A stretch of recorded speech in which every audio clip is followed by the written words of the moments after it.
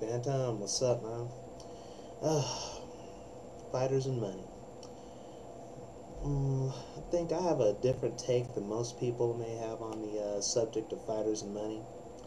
I mean, for one thing, the UFC, it doesn't work like a business. It doesn't do anything like a business. It is a business. It is a business. It is entertainment. And the way it works is how things work in general. I think a lot of MMA fans, not necessarily you, but just a lot of people, they look at it in just a very unrealistic and, dare I say, naive way. This is a business, and these promoters are out to make money. And so yeah, they're going to make.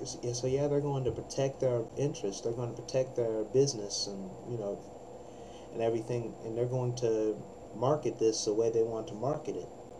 I mean, if you just throw fighters out there, whatever, I mean, eventually, your product's going to die down. You need to get this out there to the people. The casual fans and everybody, they need to get behind this, because if you market just to diehards, I mean, you're not going to last long.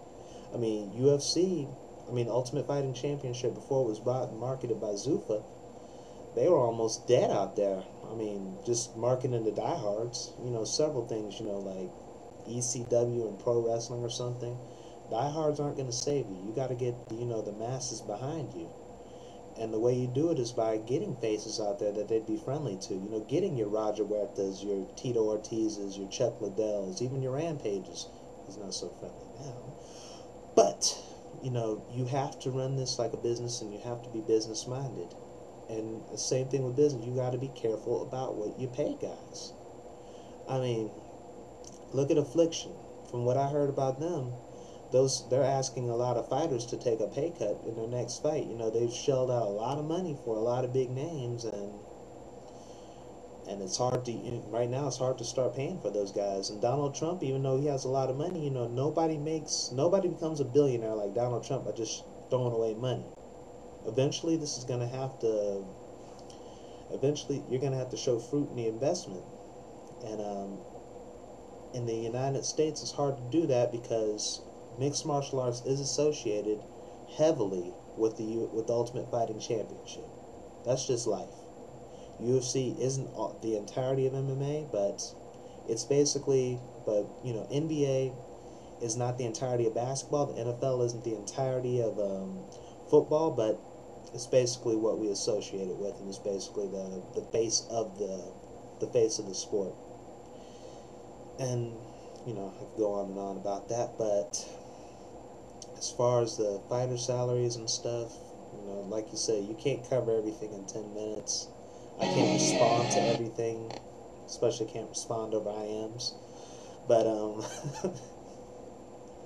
I think as far as what's right or what's wrong, I mean, I kind of disagree, because for the guy who makes $10,000 or something, for the fighter that makes $10,000, the guy you don't know, could you say that the UFC made $10,000 just because he showed up?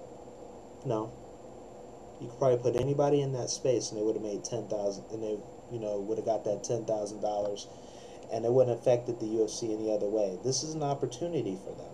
If they win enough fights and if they get their name out there, they can eventually get those big contracts. But I don't see the whole. I don't see the whole thing about complaining about a guy getting $10,000 when they can't even draw $10,000.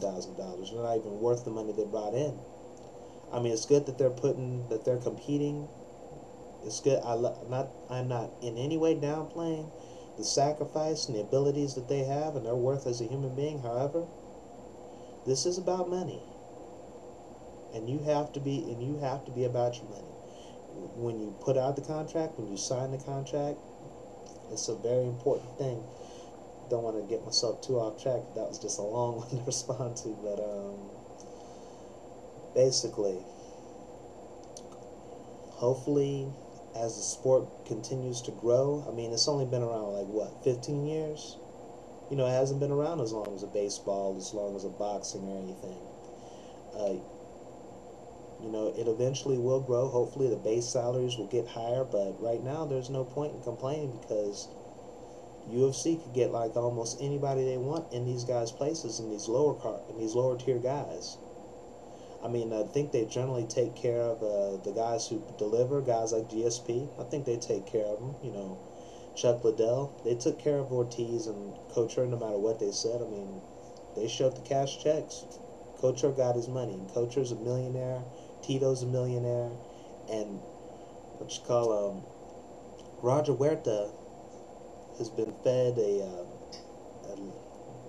stream of debuting guys and just lower tier fighters, and with that padded resume and some nice dimples, he's become a star.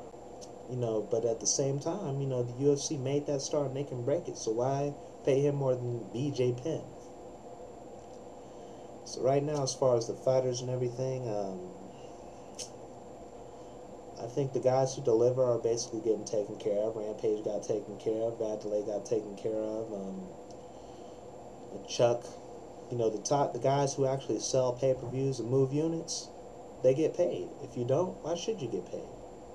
I mean, if Floyd Mayweather, if he made like $20 million, I mean, he basically sells pay-per-views by himself. If he gets 20, 30 million or something, then, you know, more power to him. He made that money, so it is right.